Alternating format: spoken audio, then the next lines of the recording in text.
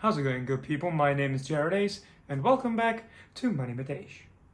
Today we're going to have a look at the best performing JSE listed ETFs over the last year. But please remember that this video does not constitute financial advice, as I am neither saying to invest in nor avoid these ETFs. I'm just giving you the facts of how they've performed over the last 365 days. So if you find this video helpful, please hit the like button, subscribe down below, and ring the bell to be notified whenever we upload new videos. Before we get into the list of the best performing ETFs over the last 365 days, let's have a quick recap of what an ETF actually is. An ETF is like a pizza. And just how you can choose the kind of toppings you want on a pizza, be that bacon and pineapple or mushroom, pepper, pepperoni, whatever you want. You can also choose whatever kind of ETF you want as well. And just like a pizza, an ETF is cut into different shares.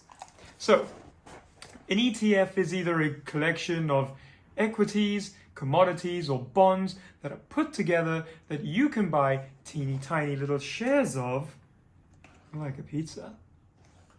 They ask you how you are, you just have to say that you're fine when you're not really fine, but you just can't get into it. So just like you can enjoy many different flavors of toppings on your pizza, you can enjoy many different kinds of asset classes when it comes to ETFs. So without any further oil ado, let's get into the list of the 5 best performing ETFs in the last year. Number 5 is the Signia FTSE 100. It has a JSE code of SYGUK, and it is an index of the 100 biggest companies in the UK by market cap weighting. And what that means is the larger the company's market cap, the larger its share of the pizza or the index that company will be. The fund has been around since 2005. It has 1.3 billion rand invested in it, and it pays a dividend twice a year, in December and June. The fund is quite expensive with a TER or total expense ratio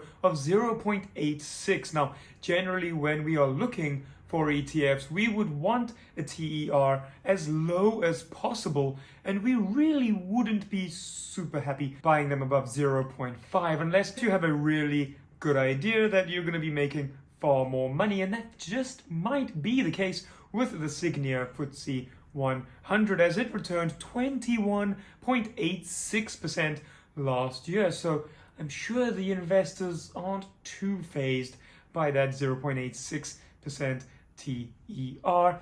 Anyway, at number 4 we have the Satrix S&P GIVI or GIVI South Africa Top 50. GIVI stands for Global Intrinsic Value Index, and intrinsic value is a word that often gets thrown around when people think of Warren Buffett. Basically, it's how much the company is really worth and not how much the market thinks the company is worth. The focus of the index is to provide an index that has far less volatility, and the company's intrinsic value weighs more than its market cap. So this is not a market cap weighted index. The Satrix GIVI South African Top 50 used to be called the New Funds GIVI, but then Satrix rebranded a bunch of ABSAs, ETFs, so now this is what we have.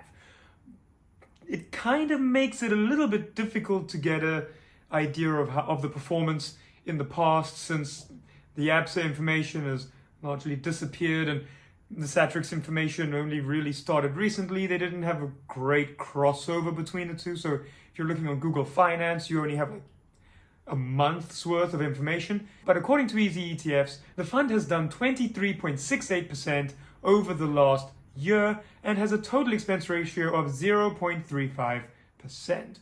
That puts it right in number 4.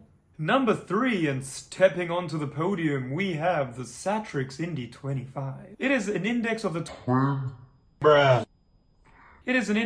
25 largest industrial companies in South Africa, including Shoprite, Vodacom, and Richemont. It has a total expense ratio of 0.43% and has returned 31.77% to investors in the last year. The Satrix Indy 25 pays a quarterly dividend, as does the previous Satrix fund, the Satrix S&P Divi South Africa T50. Both of them pay quarterly dividend. On to number 2, we have the new Platts ETF, which is a commodity ETF, meaning you cannot own it in your tax-free savings account. With a JSE code of NGPLT, the new Platts ETF is a commodity fund which tracks the platinum spot price.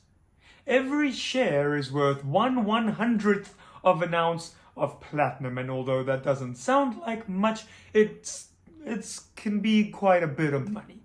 The fund has a massive 9.4 billion rand invested, making it far and away the most well-funded fund of all of the funds on the list. And it has returned 34.86% to investors in the last year. The winner, the golden child of this top 5 list, is the Signia Euro Stoxx 50. Now, the Signia Euro Stoxx 50, much like the Signia FTSE 100, has a really high total expense ratio, 0.86%, but having returned 38.94% in the last 365 days, I don't think the investors are too phased. The fund has 3.4 billion rand invested, and it is an index of the 50 largest stocks in Europe. Companies like L'Oréal, SAP, ASML, and LVMH. The fund has 3.4 billion rand invested, and although it has a really high total expense ratio of 0.86%, it has returned 38.94% in the last 365 days, making it the #1 performer in the last year. So there you have it, Mzansi, the 5 best performing ETFs in the last year. Let me know down below if you own any or possibly all of these ETFs. You can also let me know what your favorite ETF is down below. Get in touch with us at MoneyMetEish on Twitter or Instagram. That is where we are most active. Thanks for watching and have a great day.